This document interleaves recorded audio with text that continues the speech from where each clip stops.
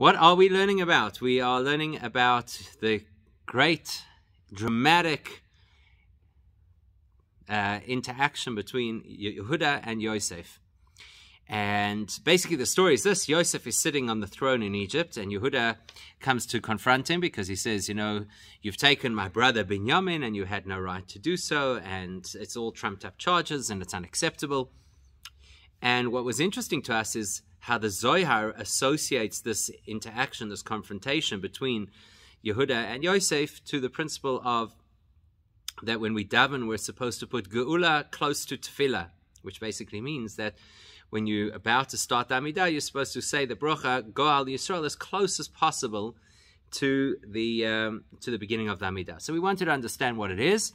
And effectively what we've described so far, and this is a very, very brief summary, but basically what we've described is that there are two energies. There's an energy called Yesoid, and there's an energy called Malchus. Yesoid is the last of the so-called divine energies that Hashem would share with the world from the top down. And Malchus represents how Hashem interacts with the world from the world's perspective. Or to put it differently, we spoke about two different energies called Ma and Ban, where we said that Ma is a divine energy that flows from Hashem into the world, whereas Ban is the energy of trying to elevate the world to become closer to Hashem. And so effectively what we're seeing over here is that Yosef associates both with the element of Yesoid and with the element of Ma. In other words, Yosef is supposed to be the human representative of when Hashem pumps energy into the world of his own choosing. And Yehuda represents the other. He represents Malchus and he represents Ban, which effectively means that Yehuda represents how the world lifts itself up and aligns itself with what it is that Hashem has to offer. And we said it still doesn't all seem to make sense, because when it's Yehuda confronting Yosef, Yosef has the power and Yehuda has to approach him. Yet when we talk about davening, we talk about the Amidah being the one that is stable and, so to speak, has the power, and Geula, the message of redemption, which is associated with the aspect of Yesoid, has to come close to the davening. So we need to understand how that all works and why they appear to be two totally different dynamics over here. But what we have said is this, and this is really an important concept. What we've said is that So what we've said is this. We've said that in order for us to be able to get to the stage of what we call Ban or Halo Asman, or to put it in simple English, in order for us to reach out and say that we want to connect, in order for us to be in a position that we appreciate we need Hashem's input in our lives, and therefore we're going to take whatever steps are necessary in order to move in that direction. So for all of that to happen, we actually need to be inspired in the first place. And that's an important principle. Hashem inspires us to want to connect to Him. So at the end of the day, we are the ones who have to put in the effort in order to connect to Him, but we wouldn't even be inspired, we wouldn't be motivated to put in that effort unless Hashem Himself had stimulated that process. So if I'm not mistaken, we were in the middle of the paragraph when we left off last time. So therefore, what I'm going to do is start that paragraph again. It's the last paragraph over here on the page, the second paragraph of section base. V'hine yodua. It is well known that in order to stimulate this excitement and enthusiasm of the lower realm, wanting to reach up to and to connect to Hashem in the higher realm, this can only be achieved if you first bring into the lower realm some kind of stimulus, some kind of inspiration from the higher realm. Okay, so again, to put it into simple English, we're using these two terms. We're using the name Ban to represent godliness as exposed through human endeavor, and we're using the name Ma to represent godliness as dished out by Hashem, so to speak, on Hashem's own terms. So what do we see? In order for us as people to be excited, to be motivated, to be stimulated, to want to reach up to Hashem, we first need something on Hashem's part. Now that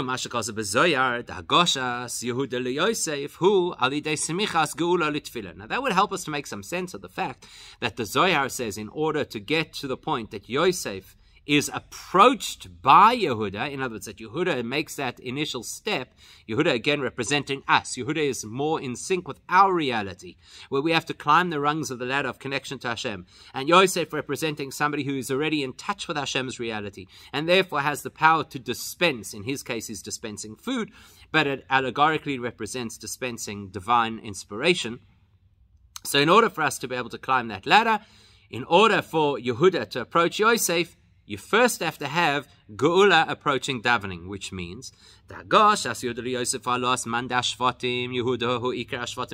learned this last time, that Yehuda is the one out of the 12 brothers who in a sense represents all of the 12 brothers. And therefore when Yehuda makes a move towards Yosef, it is effectively the same as if all of the brothers together were making a move towards Yosef.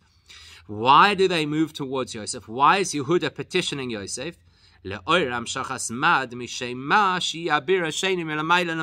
we already described earlier that Yosef's famous dream is of the brothers being in the field, collecting a harvest, and then they have to bring the harvest to him, and they all have to bow to him.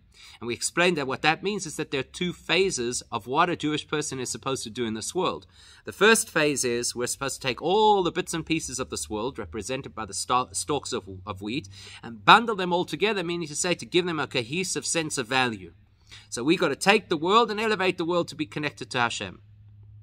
Once we do that, then Yosef, who is a super tzaddik, is able to then take our efforts and translate them into the full extent of what they should achieve. So we, in our efforts, were only able to elevate the world a little bit. Comes along Yosef and he's able to elevate the world further. So when we have Yehuda approaching Yosef, that's exactly the dream coming true. That's Yehuda coming to Yosef and saying, okay, listen, we've done whatever we can. The power is now in your hands. Vayigash Elov Yehuda ein Vayigash Ela le Shalom. That's why the sages tell us that the word Vayigash, which means that Yehuda approached Yosef, is an expression that indicates that it's a peaceful approach, even though that's not how the story appears at face value. Ki mailas habirur shebederech milamaila lemata habirur de Yosef hi shehu bederech shalom. Why? Because when you've got somebody of the caliber of Yosef, or for that matter, if you've got Hashem personally intervening in our reality, the process will be smooth and the process will be peaceful. Why? Because there's nothing that can obstruct Hashem's efforts. There's nothing that can obstruct this powerful tzaddik. So that implies when we're doing the work, when we're trying to raise ourselves, which is what we do all of our lives, right? Try and become better Jews, we try daven more, do more mitzvahs, learn more Torah. There will always be obstacles and we'll always be battling through temptation and distraction to try and get closer to Hashem. But when Hashem decides to spill holiness into our world, then it's a peaceful process because there's nothing that can obstruct and there's nothing that can interfere. So there's no need for conflict, there's no need for so to speak, aggression. Now that brings us to the next part of this mimer, which is really interesting. Okay, Yadua, this is we haven't learned yet. Okay, Yadua hachiluk ben habirur ditfila lehabirur de Torah. In various places in Hasidus, we discuss the difference between how a person becomes refined and elevated through the process of prayer versus how a person becomes refined and elevated through the process of Torah learning. Shabirur ditfila shumil ma'ata lemaylo hu bederech milchama.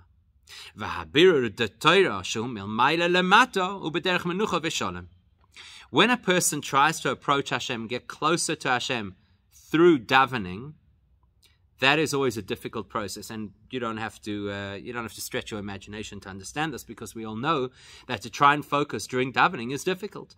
The minute you open, I don't know how it is for you, but I know when I open the Siddur, suddenly all of the things that I should have thought of, all the great plans, all the great to-do lists, everything starts flooding my brain as soon as I open up the Siddur.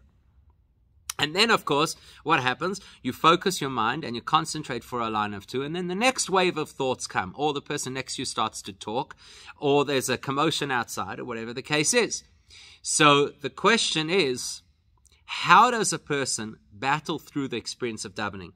Do you know that the Zohar tells us, Shas tzuloiso shas kirova, that the time of davening is a time of battle, because that's what it is. It is a battle to daven. Davening is compared, as in the parasha we're reading this week, to a ladder that stands on the ground and its head reaches into the heavens. In other words, we're at the bottom of the ladder when we start to daven, because we're not automatically in a spiritual state when we start to daven. And we're trying to climb the rungs of the ladder. We're trying to emerge from our materialistic self to become in touch with our spiritual self. So it's difficult, it's challenging, it's an uphill battle, and it takes a tremendous amount of energy and effort, and that's why sometimes a person by the end of the davening experience could actually be quite exhausted. So to get from the person to the godliness through davening takes a huge amount of effort and a lot of obstacles along the way. But when you learn Torah, in order to get from where you are to be able to connect to Hashem through Torah, there's no battle. Because Torah is where Hashem has decided, I'm going to make myself available to you. So I'm going to take infinite God and put it into a story about a man who had to leave home because he had a brother who wanted to kill him. And so along the way, he slept and he had a dream of a ladder with angels on it. So can you understand that story? Sure you can. Can you understand the conflict that happens with Yaakov when he wants to marry one wife and he lands up being duped into marry another one? Sure, you can understand it. So what's Hashem done? He's removed all of the obstacles and the barriers and made it very accessible. So the spiritual development that occurs through davening is with tremendous effort and even some level of fight. The spiritual effects of Torah learning are much easier and much simpler. So generally we compare davening to a battle and Torah to peace. Davening we're comparing to the experience of Yehuda, who has to work on himself in order to get in touch with God. And Torah we compare to the experience of Yosef, which is a smoother process. Now, the truth be told of a Torah gufa, hachiluk ben abirur shal yedei galia de Torah la abirur shal yedei pnimius Torah. The truth be told that within the experience of Torah learning itself, there are two arenas of Torah. There is Torah learning, what we call galia, the revealed part of Torah, like for example Gemara. Gemara, there's a lot of battle in order for you to understand what's going on over there. Have you ever learned Gemara? You'll know.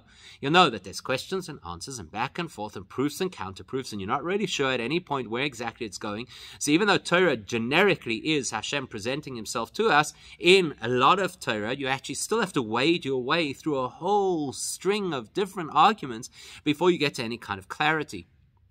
Whereas Pnimios Torah, the mystical part of Torah, there is no debate. Nobody debates if Atzilos is a higher world than Bria, or if the expression of Shem Ma represents the flow of energy downwards and the expression of Shem Ban represents the flow of energy upwards. We don't debate these things. They're presented clearly. So therefore, in Torah, which generically is a more peaceful mode of connection to Hashem, Pnimios Torah, the mystical side of Torah, is the most peaceful approach to connect to Hashem. Okay, so all of that was just because we wanted to explain that Yehuda, which represents the rest of the tribes, and by extension represents all of us, is in this constant journey of trying to climb the spiritual ladder and connect to a higher dimension of godliness. And it's not easy, and there will be obstacles, and it's not simple to overcome those obstacles. So the big question you could ask yourself is, so how will I actually succeed? I'm just a person, and I'm not even Yehuda. He was a great tzaddik and he battled. I'm just an ordinary person. How am I possibly going to succeed? How am I going to wade through all of those minefields in order to get closer to Hashem? Where will I draw the strength from? Therefore, says the Zohar, in order to empower us to be able to raise what's called man, the Mayan Nukvin, the so-called feminine waters, which is a generic way of expressing the spirituality that we generate through our efforts. Because we live in the world of Malchus, we live in the world of divine energy that has become detached from an awareness of God. And we want to get from there, le-zah, to the reality called Zer Anpin, which we abbreviate as Zah, which is a reality that Hashem is clearly visible and clearly experienced.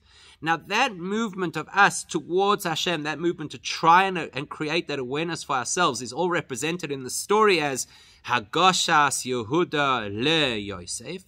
That's Yehuda approaching Yosef. So we have the overarching question, where will I get the wherewithal in order to be able to do this? How will I have the strength to do it? It's not so simple. In other words, it's not even simple for me to understand what these concepts are, let alone to understand how I'm supposed to master them. I'm just an ordinary person, and I'm a person who has all the needs of a normal human. Sometimes I get tired, sometimes I get hungry, sometimes I get bored, sometimes I'm distracted, sometimes I'm just not focused. So how am I going to get there? How am I going to climb up from my Yehuda reality, which feels detached from God, to the Yosef reality that Hashem is absolutely clear? The truth is, and this is the good news, it's because before I start, that higher realm already feeds some energy into my system before I start. In other words, Hashem never asks us to do something until such time as He has built into us the potential to be able to do it. Hashem doesn't ask our dedication until He has gifted us with some inspiration. What is that represented by in the story? Smichas geula litfila. That's represented by the fact that geula, now we get it, geula, redemption, that represents, obviously, geula is a time of clear godliness. Obviously, geula is a time of absolute inspiration. And look what's happening. It moves towards my davening. My davening is my battle. Hashem moves towards my battle even before I start the battle in order to inspire me to be able to do this battle. By the way, we allude to this at the beginning of the Amidah when we say, Hashem sefosai tiftach ufi agid tehilasecha. Hashem, you open my lips so that I can say your praises. You have to help me. We acknowledge that. We're just people. We're well-intentioned people. We'd love to have a connection and a meaningful relationship, but we're just people. So we acknowledge that in order for the Yehuda to have the impetus to reach out to the Yosef, actually the Yosef has to first make himself available. And that's really what happens in the story. Yehuda could have come back to the palace and Yosef could have been locked behind a closed door and said, I'm not talking to you. Binyamin's going to jail, and that's the end of the story. The fact that Yosef is sitting on his throne at that point in time tells you that Yosef has created the opportunity for connection. And that's exactly what we're saying over here. Hashem creates the opportunity for connection, and now the challenge is for us to use that opportunity.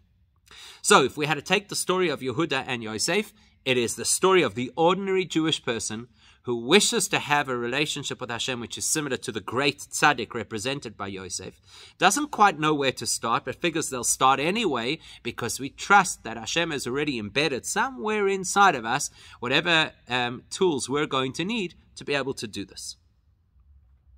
Now, the truth is, there's another layer to this conversation, because if it's true that Geula, redemption, represents this incredible input from Hashem, and davening represents our hackneyed efforts to try and become a little bit more spiritual, it's quite a revelation to understand now that Geula moves towards tefillah. As an axiom, you always expect that whoever is more important remains where they are, and whoever is less important now has to make the approach. So that's why in the story of Yosef and Yehuda, it makes perfect sense. Yosef is the more important person. He's the leader of Egypt. And Yehuda is just, at that point, technically an ordinary foreigner, actually. He's not even a citizen, who's come to get food. So he now has to approach Yosef. That makes perfect sense. What's weird over here is, tefillah davening represents me as a human being trying my level best to get close to Hashem. And I'm just a person. That means I can only move one step at a time. Hashem is represented over here by Geula. Geula, redemption, absolute clarity, inspiration.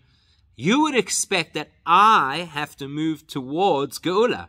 And yet the Zohar says, other way around. We bring Geula towards tefillah. That's strange. We need to understand it. The fact that both the Zohar and the Gemara use the expression that you bring Geula closer to tefillah, which seems to imply that tefillah davening is actually the focal point. It's actually the most important thing, because we're bringing the resources to the davening. Right? Does that not imply that who do you take resources to? The hero in the story, right? So if you were writing a script for a play, you would need to find a way to be able to get the right resources to the hero. Of course, the hero may have to go around shopping for those resources too, but you as the writer of the play, you have to ensure that the resources are there. Over here, it's telling us the resources, Geula, have to come to me who's trying to daven. That implies that me, this puny human being, trying to get some words of my davening to be focused, that is actually the focal point, and that's where all the resources have to go. Why would that be? And the answer to that is one of the most fundamental principles that we have to know about how Judaism sees the world. The reason is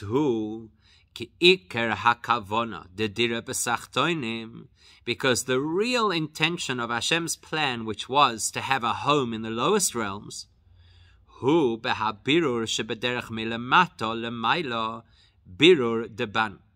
is that Hashem wanted the world to change through human endeavor, through this process called ban. Okay, let's understand what's going on over here. First of all, one of the most revolutionary concepts in Judaism is that Hashem is dissatisfied with the spiritual realms. It's not good enough for him. And if Hashem was interested in the spiritual realms, then by the time he created the angels, he would have stopped, because then he would have achieved what he was interested in. The fact that Hashem continued beyond the realm of angels and other great spiritual beings, and he decided that he was going to create a physical universe, and inside that physical universe he was going to make human beings. And then he was going to give the instruction manual on how to achieve the purpose of creation, not to the angels, but to the human beings. That tells you that Hashem's primary focus is the humans as they live in the physical universe. So that user manual, which we call the Torah, is not relevant to neshamas floating around in Gan Eden. They can learn about it, but they can't practice any of it. So where is the value? Where is the focus of Hashem? Human beings in the physical universe. Why? So the reason for that is a midrash that tells us that Hashem had a very deep desire. And the value of a deep desire is I don't have to explain it to anybody. I don't have to rationalize it. So Hashem has a deep desire for what? For dira b'sachtonim. Dira means a home. Tachtonim is the lowest realm that exists. Now, in order to be at home means that you have absolute freedom. You don't have to put on a show for anybody. You don't have to watch your P's and Q's. You don't have to restrict yourself in case maybe somebody's not going to be able to handle your way of thinking or doing. It's your home. You can be as you are. The world as we know it right now, Hashem conforms to a very specific set of rules. And basically all of those rules are about don't stick your nose in people's business. So basically, that's the main rule that Hashem keeps, which is that everybody can go about their life imagining that God is actually not even present. So he's obviously not at home. You don't live at home in an environment where you can't express yourself, where you can't show yourself. He's obviously not at home. What does Hashem want? He wants us to reconfigure this world so that this is the place where he would be at home, meaning to say that this is the place where Hashem would be the most revealed. You'd actually be able to access more godliness here than you'd be able to access in Gan Eden or in the world of the angels or even in the realm of Atzilus, which is by far the highest realm that exists. So that's what Hashem wants. He wants us to be able to capture his essence here in our space. Now, there are two ways that could happen. There's the easy way, and there's the near impossible way. The easy way is Hashem can do anything, right? So Hashem could decide right now, in the next moment, Hashem could decide, you know what? I've always had this dream. I wanted to be fully exposed in the physical reality. That's it. Now I'm going to expose myself. So what that would mean is right now you're sitting wherever it is that you're sitting, and you're surrounded by the world as you know it. So you're surrounded by the walls, and you're surrounded by the ceiling, and the things that might sit on your bookshelf, or the table that you might be sitting at, or whatever it is. To you, that's reality at this point in time. And the godliness that we're speaking about is very abstract. I mean, we understand, obviously, that Hashem is everything, or whatever, but it's all very abstract. Hashem could decide at the next moment, literally, that as you're staring at the screen, instead of seeing the image on the screen, you will instead see the godliness that makes this screen exist. Now, I don't know what that looks like, but I know that it's possible that Hashem right now could make it happen. And if Hashem did make it happen, he would make it happen in such a way that it would not blow our brains out, but that would now become our new reality. And we'd be totally wowed by it, and it'd be beautiful, but it would also be completely accessible, because Hashem can do anything. So that's the easy way. The easy way is Hashem says, my goal for life has always been that I would be completely revealed in the physical realm, so now I'm going to do it, and there's nothing and nobody that can stop me. There's another choice, and that's the near impossible route. The near impossible route is Hashem says, you know what, I could do that, but I'm not going to do that. Instead, I'm going to pick these human beings, who, of course, as we know very well, human beings are a very reliable breed. So I'm going to choose human beings, and I'm going to say to the human beings, right, you do it. You muddle your way through my world, stripping away all the things that hide me, until such time that you've put in all of the effort that you will have exposed me in the world. So Hashem's method would take a nanosecond, and if we do it, it's going to take us 2,000 years of history. Which one did Hashem choose? Well, it's pretty obvious which one Hashem chose, because we're still waiting. If Hashem had chosen his easy route, it would have happened ages ago. The fact that we're still muddling around and still not quite sure exactly what we're doing and what the value is, etc., tells us that Hashem chose the near impossible route, which is that the people are going to do it, and we have to ask ourselves why.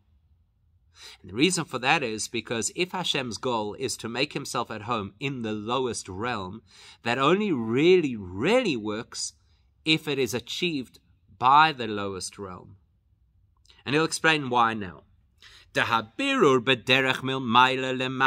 say Hashem had chosen the other route, which is to transform the world from above downwards, meaning to say that Hashem steps into the world and exposes this tremendous infinite self, and the world just conforms.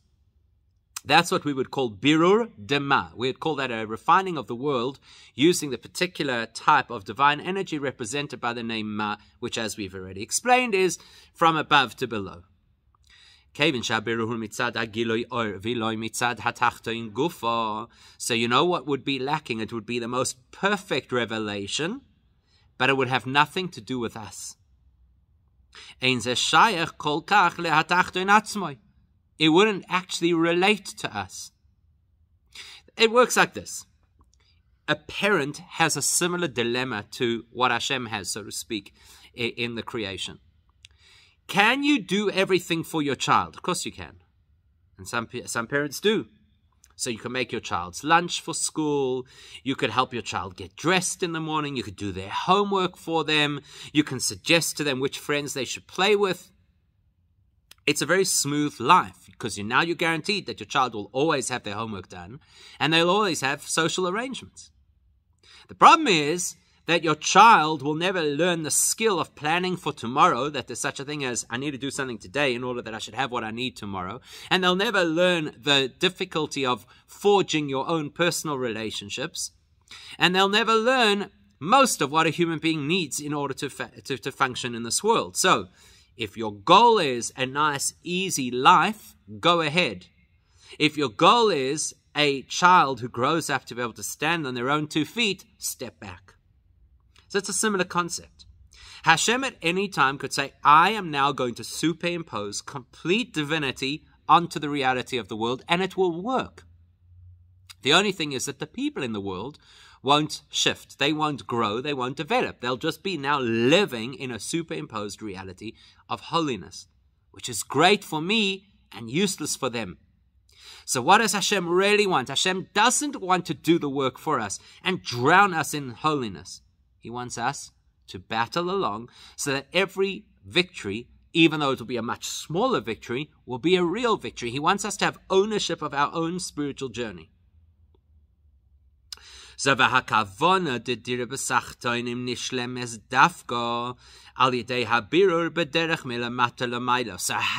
then does Hashem fulfill his dream for creation? By coaxing us into making it happen. That we slowly, over the course of generations, we eventually become the appropriate receivers of godliness. So when godliness is broadcast, we are wired to receive it. That's why in the time of Mashiach, Yosef will no longer be the super tzaddik. Yehuda will overtake Yosef, even though Yehuda represents the clumsy step-by-step efforts of human beings, and Yosef represents the brilliant tzaddik, because ultimately what Hashem does want is the clumsy effort of humans. That is actually related in the Haftarah of Parashas Vayigash, where it says, Va'avdi David melech aleihim gomer, that now my servant David, who obviously is from the lineage of the tribe of Yehuda, he will be the king. Previously, Yosef was the king. He was the most powerful person, Shalit al Haaretz, who had dominion over the entire world. But what's going to happen when Mashiach comes? Yehuda energy, we will have that power. And then the Haftarah repeats it again. David Avdi Nasi Lohem Lo'olam. My servant David will always be elevated as a leader over the rest of them. So what are we seeing over here? Fascinating. We're seeing that davening, which represents the human endeavor to try and connect to God, which is a slow and arduous process, is where Hashem's focus lies. That's what Hashem wants. Hashem wants humans to put in effort. He's not looking for an army of super tzaddikim. He's looking for a nation of ordinary people who try their level best to slowly eke out some kind of a spiritual living. Now, we're going to end off with a question in paragraph Gimel. We need to understand, though, what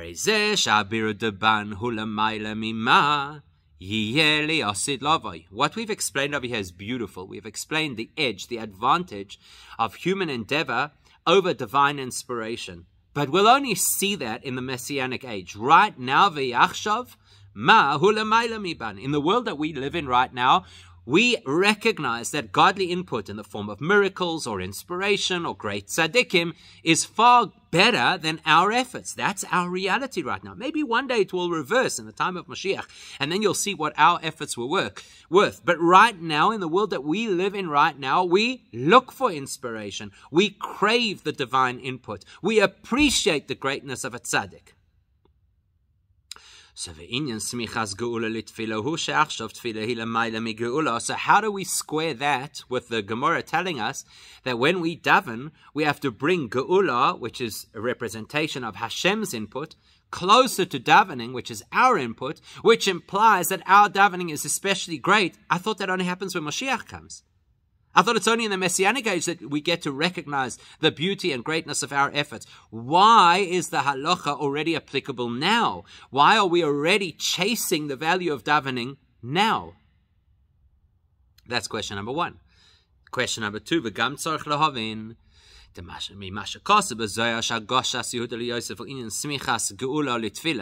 When you consider that the Zohar connects bringing Geula closer to davening with the story of Yehuda going to Yosef, that also seems upside down. The